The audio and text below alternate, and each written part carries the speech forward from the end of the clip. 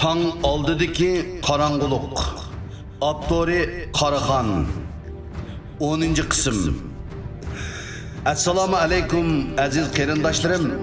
Razil Xitoy kommunistlarining tarixiy bovusi, ya'ni 1792-yildan 1841-yillargacha yashagan Konzijinning avlodlariga qoldirgan tarixni yo'qotish nazariyasi nomli vasiyatnomasida bizga qaratib yozgan yodni yo'qotish uchun uning davlatini yo'qotish kerak.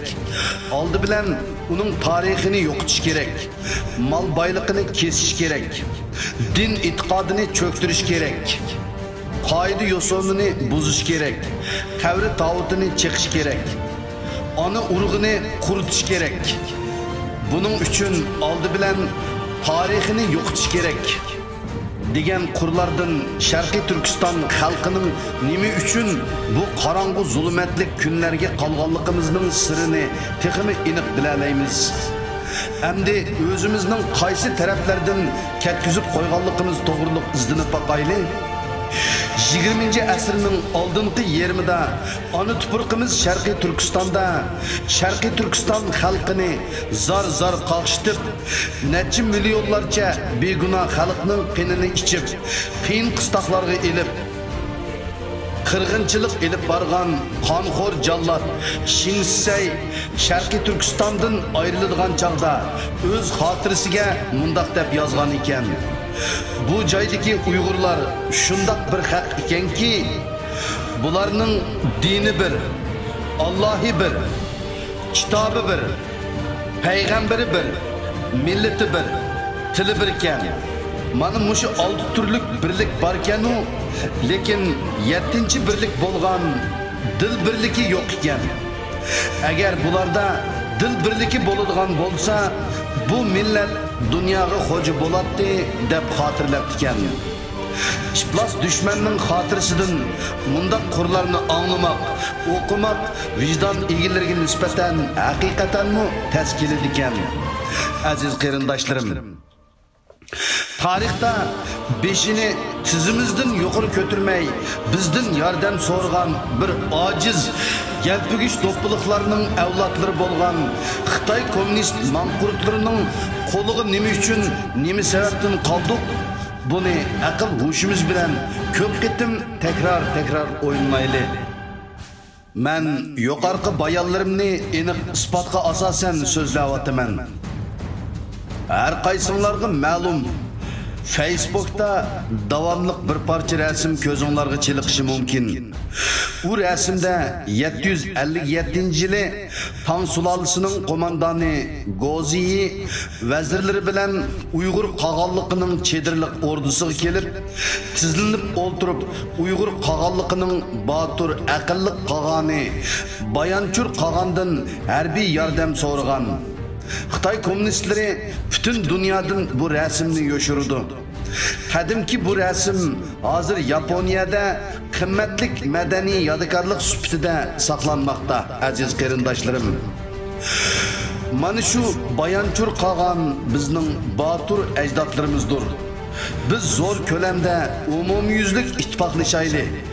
İttifaqligimizning sirtida birmi Sharqiy Turkistonlik qarindishimiz qolib qolmasin. Men O'rta Osiyodagi bizga qarindosh davlatlarning, ya'ni Qozog'iston, Qirg'iziston, O'zbekiston, Turkmaniston, Ozarbayjon, Tatariston, Yoqutiston, Qrim qatorliq davlatlardagi qarindoshlarimizni Xitoyning mollarini boyqut qilishga chaqiraman. Ve Xitoyga nisbatan her vaqt hushyor, sezgir holatida turishga chaqiraman. Ya'ni bizga qon qarindosh bo'lgan Turkiya xalqining Xitoy kommunist ilgarilarga nisbatan her zaman sezgir turishga chaqiraman ve Xitoy mollarini boyqut qilishga chaqiraman. Xitoy mollarining ses puruqi hozir bütün dunyoni qopladi. Xitoy mollari soxtaligi ve nacharligidan sirt Xitoy barliq mallarga kiyim-kechak, hatto uy saranjonlari ham elektronlik oila asboblari qatorliqlarga jasuslik asbobi, ya'ni maxfiy tumshug'ich o'rnatayotganligi to'g'riliq nopozliq taratqularda oshkorlandi. Masalan, Rossiya va Qozog'iston, Qirg'izistonlarda yaqinda taratqularda pash bo'lgan nurg'unlagan oyoqlardan va chapallardan, dazmollardan Xitoy jasuslik asbobi bo'lgan Xitoy nurg'un mablag' ajratib yasatgan maxfiy tumshug'ich bayqaldi.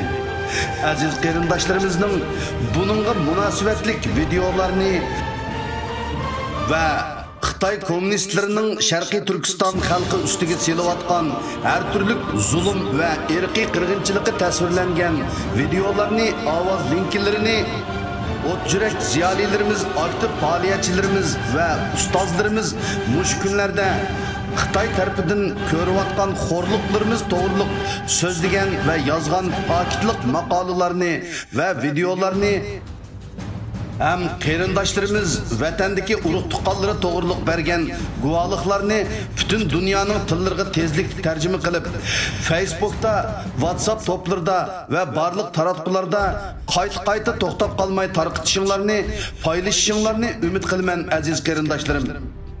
Hem her qaysi davlatlarning parlamentlarga xat qilib va yoki email adresiga yo'llashinglarni so'rayman. Bu yılki çoğun kiçik tipdeki namoyish hem faoliyat, yig'ilishlar bo'lsin, imzo bo'lsin, uzun yo'lliq piyoda minishlar bo'lsin, tashviqot varaqchilarini tarqitish bo'lsin. Bu sharafli xizmatlarni aktivchanlik bilan qilishinglarni orzu qilaman qarindoshlarim. Muhojiratdagi barliq ziyolilar qatlamlarining, barliq ustozlarning, barliq axborot xodimlarining, barliq taratqularning, barliq muxbirlarning va tarjimonlarning qadrlik rahbarlarimiz ham o't yurak aktiv faoliyatchilarimizning, ya'ni 7 yoshdan 70 yoshgacha bo'lgan barliq Sharqiy Turkistonlik qarindoshlarimizning mushu 2019-yili kuch ulab ishlab etishini, suyimlik ona tuproqimiz Sharqiy Turkistonni va chorasiz qolgan xalqimizni qutqizish yo'lida g'oyat zo'r tirishchanlik ko'rsatishinglarni so'raymiz. Aziz qarindoshlarim, inshaalloh 2019-yili biz Sharqiy Turkiston xalqining g'albi nusrat yili bo'lib qolgusi, Xitoy kommunistlaridan iborat bir ushuq qora alvasti hokimiyatning dunyo xaritasidan o'chiriladigan yili bo'lib qolgusi va bu qora alvasti hokimiyatning qandoq vayron bo'lganligi dunyo tarixiga tutiladigan yili bo'lib qolgusi. İnşallah bütün dünyadaki barliq aziz qarindoshlarimga murojaat qilamanki, agar mush kun, mush oyda, mush yilda ona tuproqimiz Sharqiy Turkistondan iborat ajdodlarimiz bizga miros qilib qoldirib ketgan nurg'un tarix bag'riga naqsh qilib chekilgan bu tavarruk zaminni razil Xitoy hokimiyatidan iborat qora alvasti ejderhaning og'zidan qutuldirmasak, biz ömürlük emas, tarihi pushaymonga qolamiz. Ajdodlarimizga va shahidlarimizga yuz kelolmaymiz. Diqqat berganinglarga rahmat.